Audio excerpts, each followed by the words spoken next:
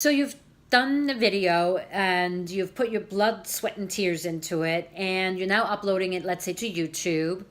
And unless you have like an amazingly huge fan base or subscription base, how are people going to find your video?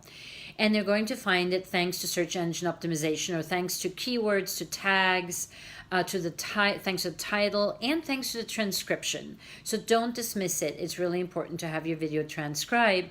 And I actually put my transcription of my videos just in the description at the bottom, and I don't even bother much with interpunctuation or making it look pretty or caps, lower caps at the beginning of sentences. I just want the search engine, the crawlers that crawl websites and look for content, I just want them to be able to skim the transcription. Where I do pay a lot of attention is the title of a video. And I make sure that it is descriptive. I make sure that people can find what they're looking for if they're searching for do-it-yourself video marketing, or they're looking for video marketing for small businesses, or they're interested in storytelling or editing or shooting or whatever. I will also at the end always put my company name. First of all, I think it's always good to have it in there as an identifier. And secondly, it also kind of unifies all of my videos within my channel, because that's the constant that is on all of these videos. And be judicious with how many characters you use in a title.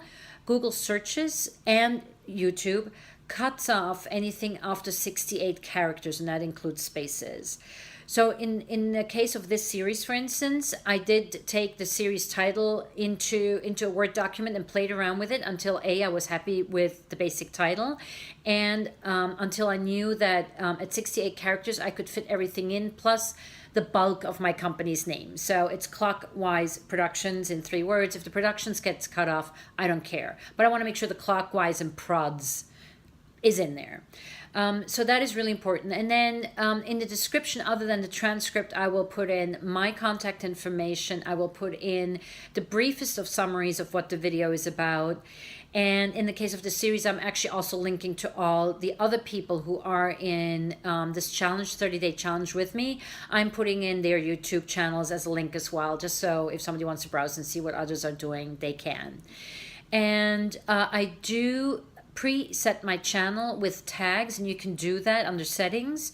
So whenever I upload a video, automatically there's about 15 or 20 tags that show up automatically, and they're everything from my company name to video marketing for small business digital marketing, etc., etc. And then I'll just add the tags that are relevant for that video. This saves me a good 3 or 4 minutes each time I upload a video to not have to type out all the different tags that I'm using on every single video anyway. And then also make sure that you put your videos or videos that belong together into a playlist. It makes it for people much easier to browse your channel, especially if once you have more than 3, 4, 5 videos. And also the search engine crawlers actually give you credit for having a playlist. So playlists, YouTube likes things to be organized and orderly, and playlists accomplish that. So if you have playlists and you have videos in there that belong together, they'll actually bubble up on the search higher up than videos that are not in a playlist. So definitely playlist your videos. It totally pays off. And those are sort of the basics for search engine optimization as far as YouTube goes.